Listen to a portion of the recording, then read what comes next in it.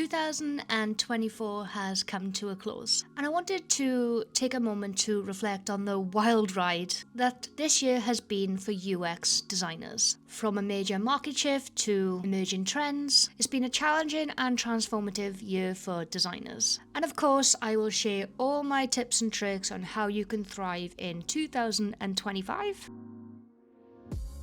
Whether you're breaking into the industry or looking to shift within the market. So what happened in UX this year? Well, to put it simply, the market was all over the place. Economic instability led to a bunch of tech layoffs, fewer opening positions, and tougher budgets, which meant that designers had to work even harder just to stand out. But on the flip side, we saw incredible advancements. AI-powered design tools became a game changer, automating tasks like wireframes and content creation, so designers could focus more on strategy and creativity. Accessibility and inclusive design finally started getting the attention that it deserves. WCAG 3.0 setting new benchmarks for creating digital experiences for everyone. And let's not forget the rise of hyper-personalized experiences, where AI and machine learning delivered content tailored to individual user needs. It really wasn't smooth sailing though. The job market was tough, especially for new designers breaking into the industry, anyone trying to look to level up. The biggest challenge was probably oversaturation. UX bootcamps, as much as I love them, pumped out millions of junior UX designers, but with the market a little unstable and more tailored towards looking for experienced people for the seniors or the leadership positions, this made it extremely difficult for people entering the industry. Meanwhile, companies prioritize special skills like accessibility, AI integration, and data visualization over just the generalists of the UX designers. Even moving within the industry was tricky. Many mid-level and senior designers had to fight for fewer leadership positions, and portfolios really needed to prove one thing, which is ROI.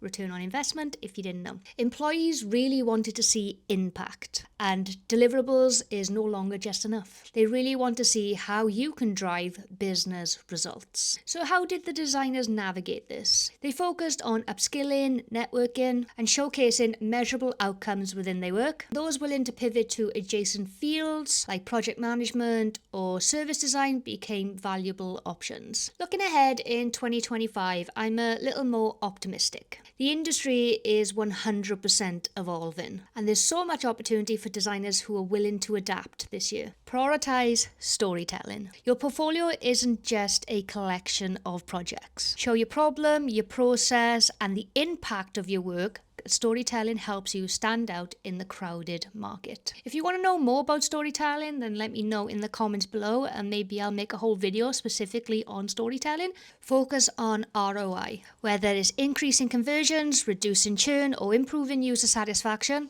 Always highlight business impact of your designs. And last on my list is leverage data. Data is your best friend. I say this in almost every video or any post I ever do. So use it to validate your decisions, improve user experiences, and prove your value to stakeholders. And a bonus tip: stay curious. The rise of AI and emerging technologies like AR and VR will open up new opportunities for innovation, so keep learning and experimenting with those type of technologies. So to wrap up, 2024 was definitely a challenging year for UX, but it also shows the power of resilience and adaptability. On a personal note, one of the highlights of my career this year was being honoured for Inclusive Digital Professional of the Year 2024.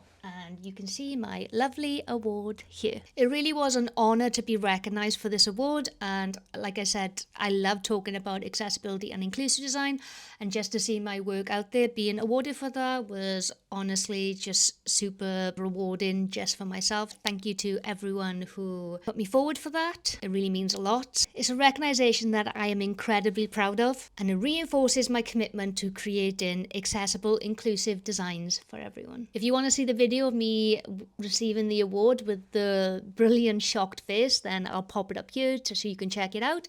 It was a brilliant day and I got to meet so many other people and it was such an inclusive environment. It was really good to celebrate inclusion in all different forms. So whether you're just starting out or ready to take your career to the next level, remember to focus on storytelling, business strategy, and making an impact. And I'm here to help. So if there's any questions you have about navigating the UX industry, then please let me know in the comments below.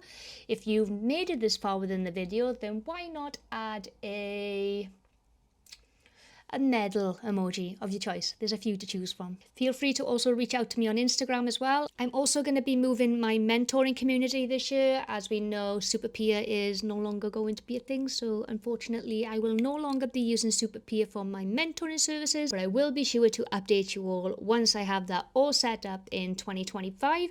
So if you're looking for a UX mentor, then drop me a message. And that's it for this video. Let's make sure that 2025 is better than 2024 when it comes to the UX market, but there's only one way to find out. So I'll see you within the new year, and I just wanted to say thank you so much for all your support.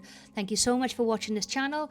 If it's your first time here, hi, what's up? I'm Gemma. If you like UX strategy, UX content, anything to do with UX whatsoever, then this is the channel for you. So why not hit that subscribe button, turn on notification bells, get notified every time I up video.